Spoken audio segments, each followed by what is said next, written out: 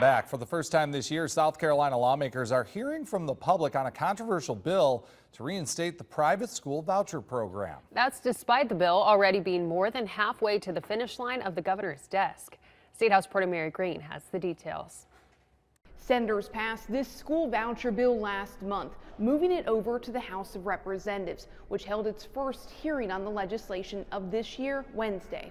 Being in a public school, it does not work for every child. We appreciate and we your have to do what's best for the child.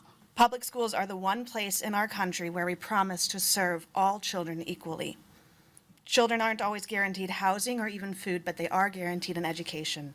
If we, as a state, take funds, whether from the general budget or the lottery, and send them to private schools, we undermine that promise. As it stands now, the bill would give thousands of dollars a year in state money to up to 15,000 families below an income threshold to use on certain approved expenses, including private school tuition. Last year, the state Supreme Court found this type of spending of public dollars directly benefiting private schools violated South Carolina's Constitution. A vote yes is an unconstitutional vote. The Senate passed a bill this year that tries to get around that ruling by funding this program with lottery revenues. But House Republicans aren't on board with that idea and instead have indicated they're considering paying for it with taxpayer money from the state's general fund, the same funding mechanism the court struck down. The lottery funding introduces a novel concept.